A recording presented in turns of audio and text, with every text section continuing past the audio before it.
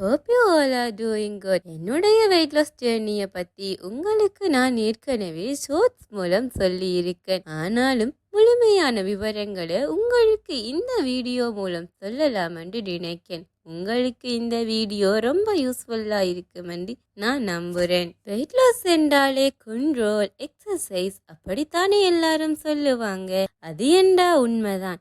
ஆனா நாம நமக்கு பிடிச்ச மாதிரி இருந்தா மட்டும்தான் எந்த விஷயத்தையும் செய்ய நம்முட மனம் தோண்டும். பொதுவா எல்லாருடைய மனோபாவமும் இப்படித்தான். அதனாலயோ என்னமோ நாம அப்படியே விட்டு விடுறோம். நானும் உங்களை மாதிரி தான் ஆரம்பத்துல ஒழுங்கா மெயின்டைன் பண்ணாம ரொம்ப சோம்பேறித்தனமா இருந்தேன்.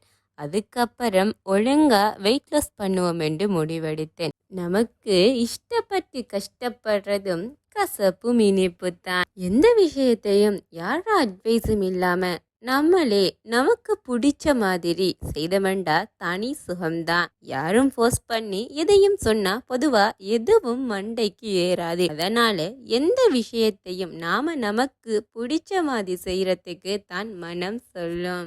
இப்படித்தான் எனக்கு பிடிச்ச மாதிரி எந்த வெயிட் லாஸை நான் செய்ய ஆரம்பிச்சேன். எப்படி என்னுடைய ஜேர்னி இருந்துச்சுண்டு உங்களுக்கு சொல்லுறேன். இது உங்களுக்கு ரொம்ப யூஸ்ஃபுல்லா இருக்கும் என்று நான் நம்புறேன். நீங்களும் இன்றைக்கு ஆரம்பிங்க. உங்களோட மனம் சொல்லுறபடி. என்னுடைய டயட் எனக்கு ஏத்த மாதிரி அமைச்சிக்கிட்டேன். நான் மார்னிங் 6 to 7 1 hour வாக்கிங் போவேன். ஒரு நாளைக்கு 10,000 ஸ்டெப்ஸ் நடக்க வேண்டியது கட்டாயமாக இருந்துச்சு. அதில் நான் மார்னிங் 1 hour, ஈவினிங்கில் 1 hour நடப்பேன். நடந்து எப்படியும் 10,000 ஸ்டெப்ஸ் எனக்கு வந்துடும். இதுவே நீங்கள் இப்போ தான் நடக்க ஆரம்பிக்கிறீங்க, பிகினராக இருந்தீங்கண்டா ஆரம்பத்திலேயே நீங்கள் 10,000 ஸ்டெப்ஸ் ரீச் பண்ண வேண்டியது கட்டாயம் இல்லை.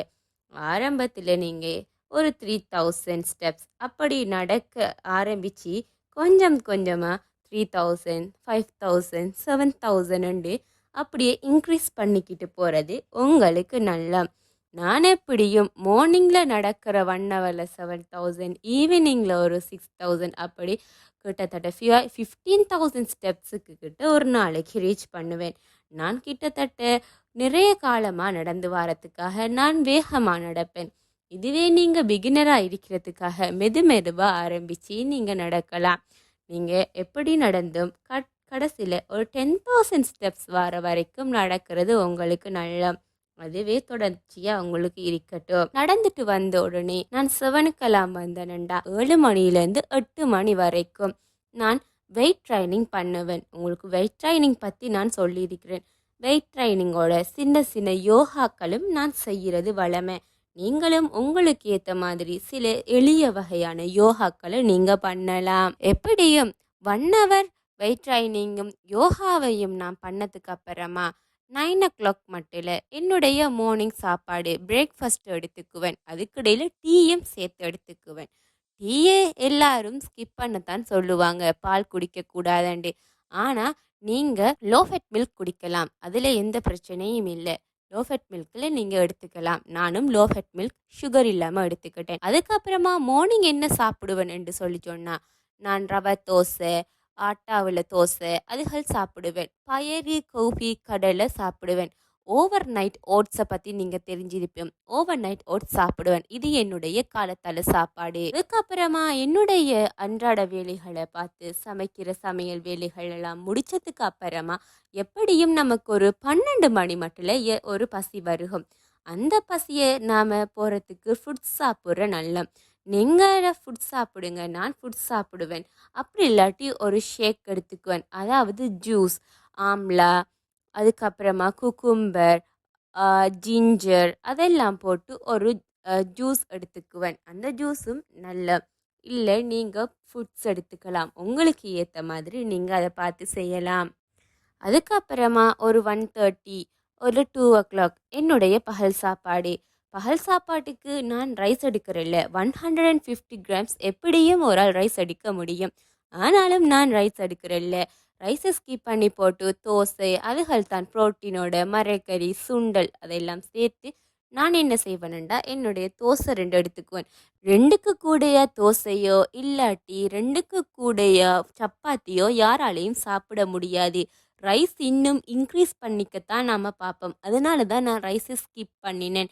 நீங்க ஹெல்த்தியான ஒரு டயட்ல மெயின்டெயின் பண்ற நீங்க ரைஸ் எடுக்கலாம். ஆனா 150 கிராம் எடுக்கிறது நல்லம் உங்களுக்கு. அதுக்கப்புறமா என்னுடைய சாப்பாட முடிச்சுட்டு, என்னுடைய வேலைகளையும் முடிச்சுட்டு, சரியா 4 மணிலேருந்து 5 மணி வரைக்கும் 1 ஹவர் வாக்கிங் போவேன். 1 ஹவர் வாக்கிங் போயிட்டு வந்ததுக்கு அப்புறமா, எப்படியும் அதில 10,000 ஸ்டெப்ஸுக்கு மேல நான் ரீச் பண்ணிடுவேன். ஈவினிங்ல வாக்கிங் போயிட்டு வந்ததுக்கு அப்புறமா லைட்டா பசிச்சுச்சுண்டா, நான் அநேகமா எதுவும் சாப்பிடுறது இல்ல. நட்ஸ் சாப்பிடுவாங்க. நட்ஸும் நீங்க கூடயா எடுத்துக்க கூடாது. ஒரு நாளைக்கு 5 பாதாம்களுக்கு கூடயா பாதாம்கள் எடுத்துக்க கூடாது. நட்ஸிலேயும் கலோரிஸ் இருக்குதான். அதனால நட்ஸையும் நீங்க ஒரு நாளைக்கு 5 வீதம் தான் எடுத்துக்கிறது நல்லது. நட்ஸையும் கூடயா எடுத்துக்கிட்டா அதனாலேயும் உங்களுக்கு ஒரு எஃபெக்டிவ் கிடைக்காது. அதனால நீங்க ஈவினிங்ல சாப்பிடுறது அவிச்ச வேக வைச்ச கோன், அந்த சுண்டல் ஐட்டங்கள் நீங்க சாப்பிடலாம். நைட்டுக்கு நான் என்னுடைய சாப்பாடு என்ன சாப்பிட்றேன்னுண்டா அதே மாதிரி தான் தோசை சாப்பிடுவேன். அநேகமா என்னுடைய இந்த வெயிட் லாஸ் ஜர்னியில எனக்கு தோசை, ஆட்டா தோசை, அதோட ரவை தோசை இதுதான் நான் மேக்ஸிமம் எடுத்துக்கிட்டது.